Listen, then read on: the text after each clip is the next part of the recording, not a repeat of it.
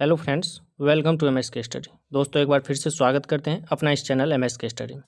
दोस्तों, आज जो है हम देखने वाले हैं इस वीडियो के माध्यम से इडियम्स एंड फ्रेज, जो कि यहाँ पे जितने भी इडियम्स एंड फ्रेज लिए गए हैं पिछले कई वर्षों से बार बार एग्जाम में पूछे जा रहे हैं।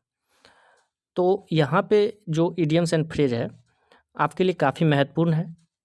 आप शुरू से लास्ट तक देखिए और आपको पता चल जाएगा कि ये कितना आपके लिए इम्पोर्टेंट है। आप किसी भी कम्पिटिटिव एग्ज़ाम का तैयारी कर रहे हैं तो ये वीडियो आपके लिए काफ़ी फ़ायदा कारक होगा। तो चलिए हम स्टार्ट करते हैं। तो यहाँ पे पहला है up in the air. Up in the air का मतलब होता है कि जो कुछ ऐसा होना जो मुझे पूरा अज्ञात हो, यानी कि जिसके बारे में हमें कोई जानकारी नहीं थी। Something that is unknown entirely, अचानक से होना जिसके बारे में मुझे कोई जानकारी नहीं थी। Up in the air. अब यहाँ पे हम अगर इसका ट्रांसलेशन करेंगे अप इन द एयर का, तो मतलब हुआ कि हवा में ऊपर, लेकिन इसका मीनिंग कुछ और निकल के आता है। तो अप इन द एयर मतलब हो गया something that is unknown entirely.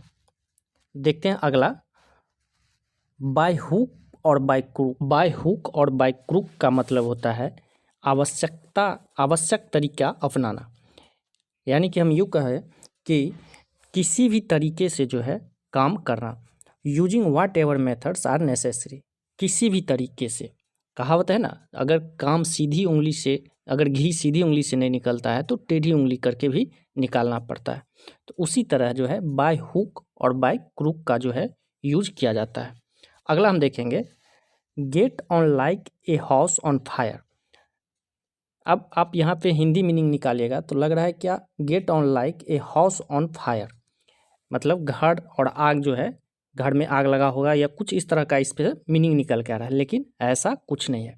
इसका मीनिंग होता है किसी के साथ बहुत अच्छा तालमेल होना। Get on extremely well with someone. किसी के साथ अगर बहुत अच्छा तालमेल है तो हम वहाँ पे क्या इडियम यूज करेंगे, get on like a house on fire. अगला देखिए, अगला नेक्स्ट है वाइल्ड गूज चेस।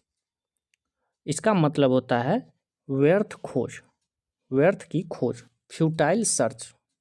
वाइल्ड गूज चेस मतलब हुआ फ्यूटाइल सर्च, यानी कि व्यर्थ का खोज करना।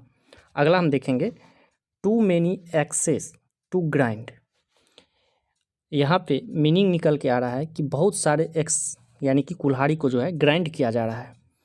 तो लेकिन इसका अर्थ क्या होता है, to have one's own interest to serve, यानी कि अपने हितों की, अपनी रक्षा करने के लिए जो है सेवा करना, अपने हितों की सेवा करना। अगला देखेंगे, नेक्स्ट है hands and glove. Hands and glove मतलब होता है वेरी इंटीमेट टर्म, बहुत घनिष्ठ। अब हाथ है और हाथ में अगर आप ग्लव्स पहनिएगा तो क्या रहता है, ग्लव्स हाथ में बहुत, हम याद करने का तरीका बता रहे हैं, हाथ में ग्लव्स क्या रहता है, बहुत सटा हुआ, चिपका हुआ रहता है। तो हैंड्स एंड ग्लव मतलब क्या हो जाएगा, बहुत करीब, बहुत घनिष्ठ संबंध, वेरी इंटीमेट टर्म्स। अगला हम देखेंगे पॉइंट ब्लैंक।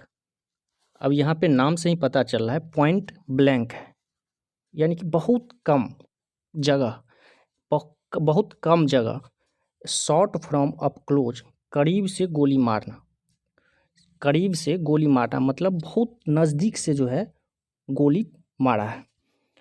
अगला देखेंगे हम नेक्स्ट, गेट ए सेकेंड विंड। तो यहाँ पे आपको नाम से ही पता चल जाएगा, गेट ए सेकेंड विंड मतलब हुआ कि दूसरी हवा मिलना, यानी कि दूसरी ऊर्जा मिलना, नई ऊर्जा पाना।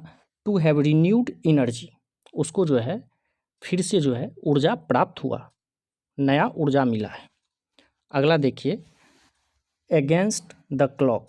अगेंस्ट द क्लॉक मतलब हुआ कि एज फास्ट एज पॉसिबल, जितनी जल्दी हो सके, एज फास्ट एज पॉसिबल। अगर हम कहीं पे यूज कर रहे हैं जितनी जल्दी हो सके तो वहाँ पे हम एडियम्स जो है यूज करेंगे अगेंस्ट द क्लॉक। अगला है बियर गार्डन। बियर गार्डन मतलब होता है बहुत हल्ला गुल्ला या शोर शराबे वाला जगह, a place of noise and disturbance, जहाँ पे जो है बहुत शोर और ये अशांत जगह रहता है उसको हम कहेंगे बियर गार्डन।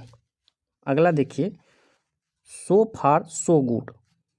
सो फार सो गुड हम याद करने के लिए ऐसे देख सकते हैं कि सो फार मतलब बहुत दूर, सो गुड मतलब बहुत अच्छा, यानी कि सब कुछ अभी तक अच्छा चल रही है, यानी कि things are going well so far. So far so good मतलब हुआ things are going well so far. Next है to smell a rat. To smell a rat यानी कि सस्पेक्टेड, शक होना, शक होना मतलब टू स्मेल ए रैट। अगला देखिए, hang in there. Hang in there मतलब होता है कि to persist in a difficult situation, कठिन परिस्थिति में भी बने रहना, कठिन परिस्थिति में भी जो है बने रहना, इसका इडियम्स हो जाएगा हैंग इन देयर। देखिए, लेफ्ट राइट एंड सेंटर, बायां दायां और सेंटर में, यानी कि बहुत सी जगहों पर या बहुत से लोगों के साथ हो रहा है। Happening in a lot of places और to a lot of people. Left right and centre का मतलब हो जाएगा कोई ऐसा चीज़ जो बहुत सी जगहों पर या बहुत सारे लोगों के साथ जो है घटित हो रहा हो। नेक्स्ट अगला हम देखेंगे fair weather friend. Fair weather friend मतलब हो जाएगा कि जो व्यक्ति मुश्किल समय में साथ छोड़ दे। A person not reliable in difficult time. एक ऐसा व्यक्ति जो अविश्वसनीय हो डिफ़िकल्ट टाइम में, उस पर विश्वास नहीं किया जा सकता है कि वो मेरा साथ देगा या नहीं देगा, तो उसके लिए हम इडियम्स यूज करते हैं फेयर वेदर फ्रेंड। अगला हम देखेंगे, अगला है 9 टाइम्स आउट ऑफ 10 मतलब 10 में से 9 बार। इन मोस्ट केसेज मतलब ज़्यादातर मामलों में, अगर 10 में से 9 टाइम उसको अगर हम देख रहे हैं तो इसका मतलब क्या हुआ, ज़्यादातर मामलों में वो है। अगला है spills the beans. Spills the beans मतलब होता है किसी का भी सेक्रेट जो प्राइवेट था उसको उजागर करना, रहस्य उजागर करना, reveal a secret, spills the beans. Next देखिए, having a soft spot for him. Having a soft spot for him मतलब होता है किसी एक विशेष व्यक्ति के लिए अधिक स्नेह महसूस करना। Feeling A lot of A affection for one particular person. अगर किसी विशेष व्यक्ति के लिए आपके दिल में बहुत सारा स्नेह है तो उसके लिए हम इडियम्स यूज करते हैं having a soft spot for him. अगला है to throw caution to the wind. अब यहाँ पे इसका अगर हम हिंदी में निकालेंगे तो to throw caution to the wind यानी कि हवा में जो है, कॉशन मतलब चेतावनी, फेंकना, लेकिन यहाँ पे होता है जोखिम की चिंता किए बिना कुछ भी करना। To do something without worrying about the risk, बिना रिस्क लिए जो है, रिस्क लिए बिना कोई भी काम करना, तो उस वहाँ पे इडियम्स हो जाएगा to throw caution to the wind.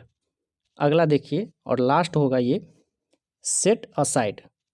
Set aside मतलब होता है डिक्लेयर ए लीगल डिसीजन और प्रोसेस टू बी इनवैलिड, किसी चीज़ को अमान्य करने के लिए कानूनी निर्णय या प्रक्रिया की घोषणा करना, सेट असाइड। तो दोस्तों इसी तरह का जो है यहाँ पे आपको इडियम्स एंड फ्रेजेज इंपॉर्टेंट सब मिलता रहेगा। आप चैनल को सब्सक्राइब करके रखिए और इस सब वीडियो जो है, ये total video idioms and phrases का आपको मेरे चैनल पे प्लेलिस्ट में मिल जाएगा।